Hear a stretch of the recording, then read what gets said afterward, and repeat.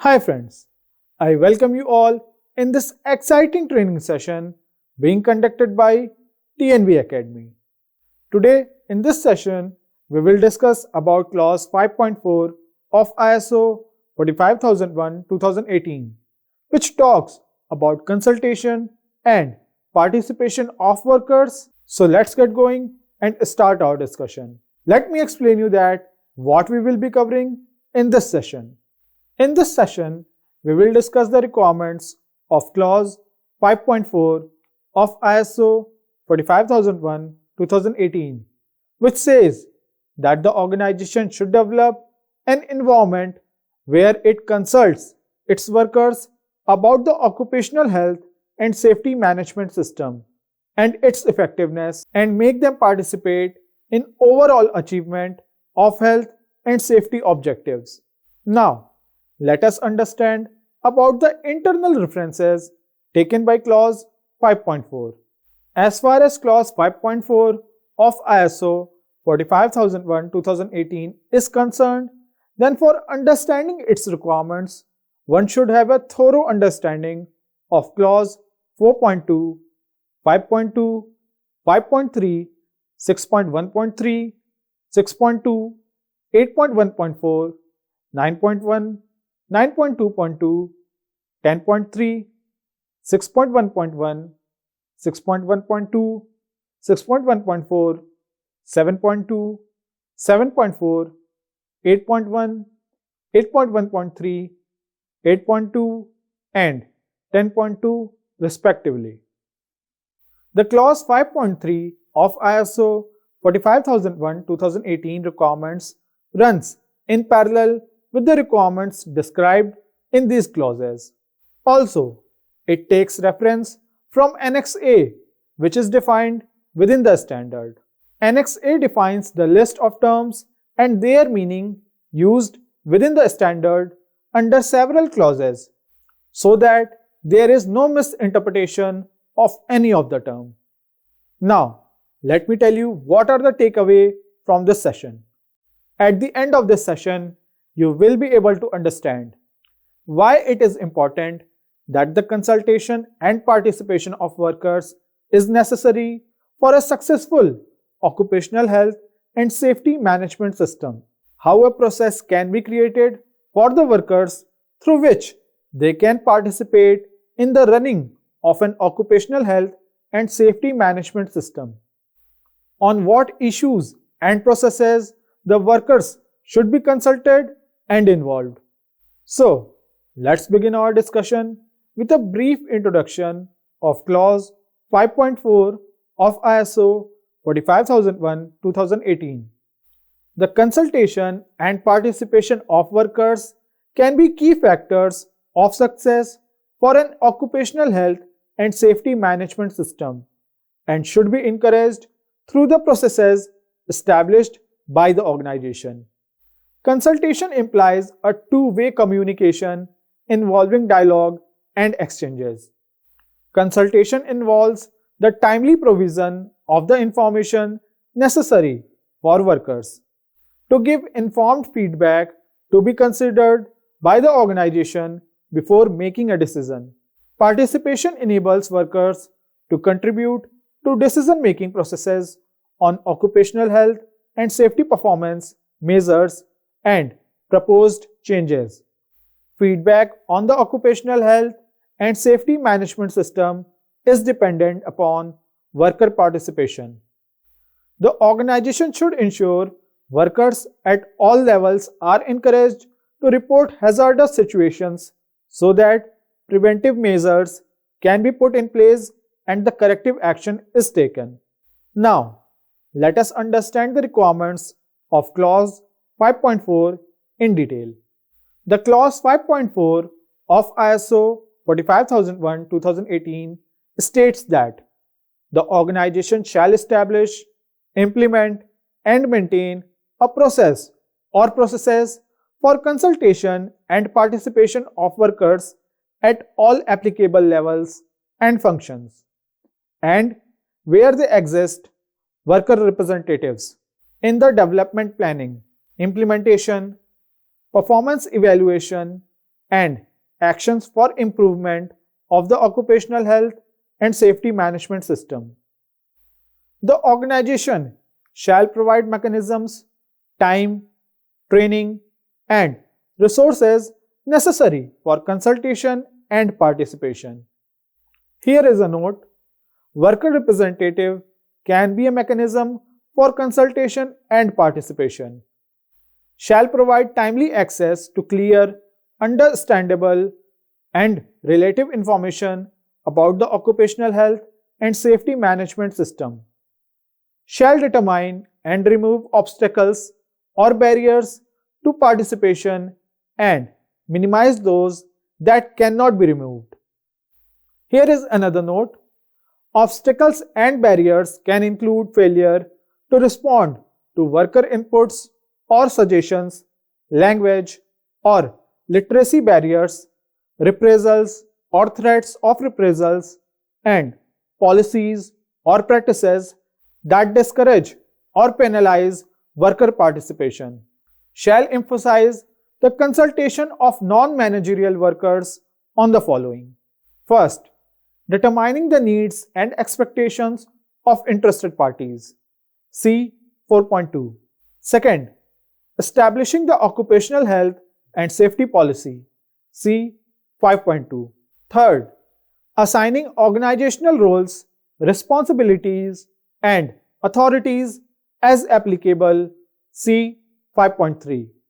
Fourth, determining how to fulfill legal requirements and other requirements. C 6.1.3. Fifth, establishing occupational health and safety objectives and planning to achieve them. C 6.2. Sixth, determining applicable controls for outsourcing, procurement, and contractors. C 8.1.4. Seventh, determining what needs to be monitored, measured, and evaluated. C 9.1. Eighth, planning, establishing, implementing, and maintaining an audit program or programs. C 9.2.2. Ninth, ensuring continual improvement. C 10.3. Shall emphasize the participation of non-managerial workers in the following. First, determining the mechanisms for their consultation and participation. Second, identifying hazards and assessing risks and opportunities. C 6.1.1 and 6.1.2. Third, determining actions to eliminate hazards and reduce occupational health and safety risks. C 6.1.4. Fourth, determining competence requirements, training needs, training and evaluating training. C 7.2. Fifth, determining what needs to be communicated and how this will be done. C 7.4. Sixth, determining control measures and their effective implementation and use. C 8.1, 8.1.3 and 8.2. Seventh, investigating incidents and non-conformities and determining corrective actions. C 10.2. Here is another note: emphasizing the consultation and participation of non-managerial workers is intended to apply to persons carrying out the work activities, but it is not intended to exclude, for example, managers who are impacted by work activities or other factors in the organization. Note 4. It is recognized that the provision of training at no cost to workers and the provision of training during working hours, where possible, can remove significant barriers to worker participation. The clause 5.4 states that an organization must establish, implement, and maintain processes for consultation and participation of workers at all applicable levels and functions, and where they exist, workers' representatives to continually improve the OHSMS. This clause requires an organization's engagement with work health and safety committees and existing workers' representatives. The essence of any health and safety management system is for an organization to proactively and systematically engage with its workers at all levels to collaboratively prevent incidents, injury, and disease. There is a lot of evidence that the effective participation of workers and the representation of their interests in occupational health and safety are crucial elements in improving health and safety performance at the workplace.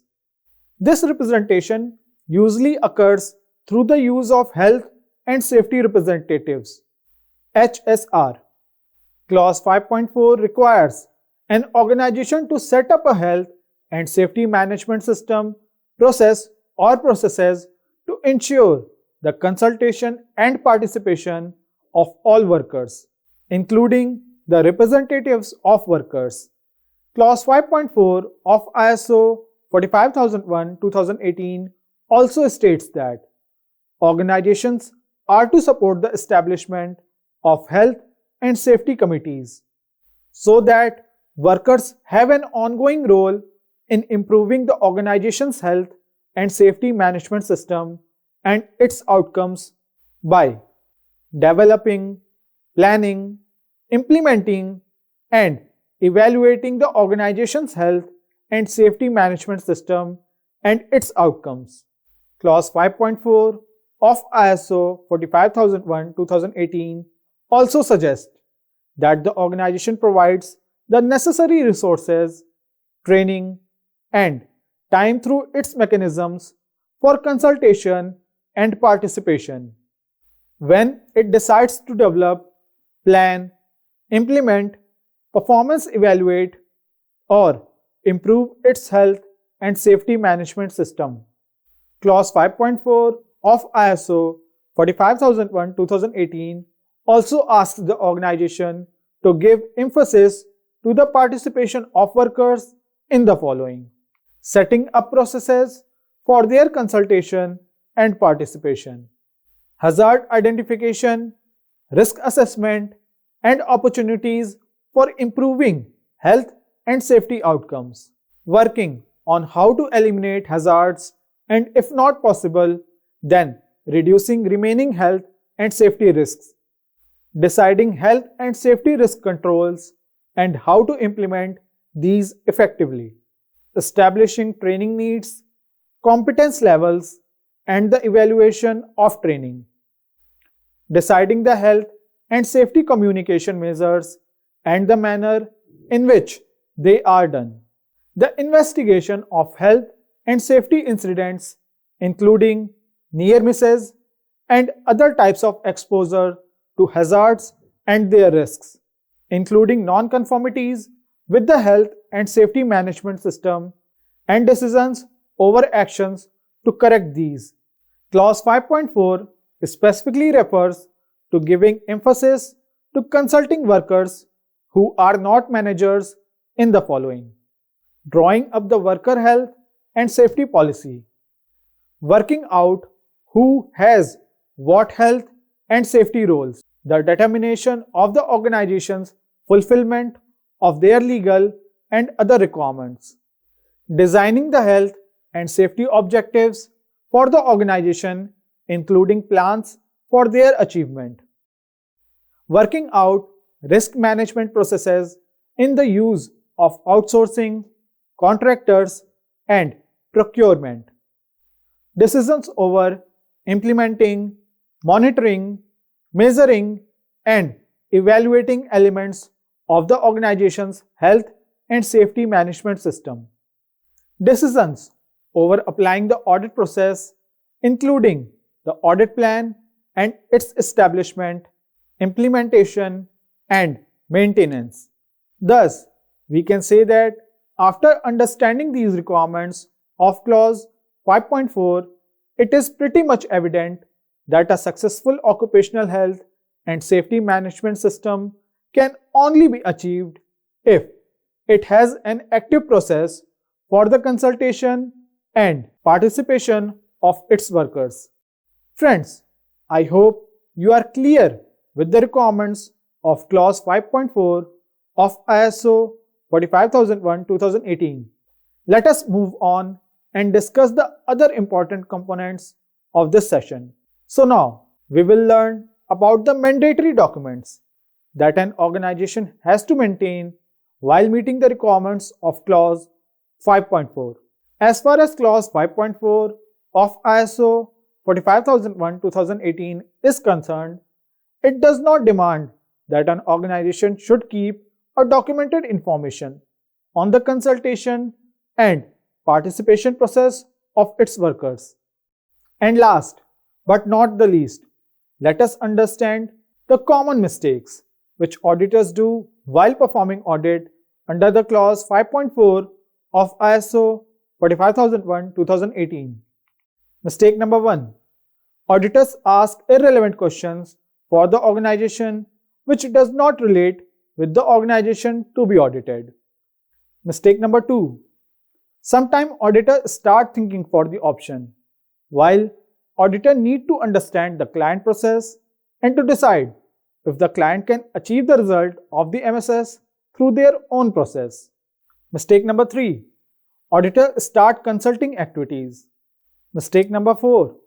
Auditors start expecting documents and records in clause where this may not be mandatory requirement. Mistake number 5. Auditors start asking for documents that are not relevant to the requirements of the clause or standard. For example, GST registration, FSSAI registration, etc. Dear friends, we have now come to the conclusion of this training session. See you soon with an exciting new topic. Till then, goodbye.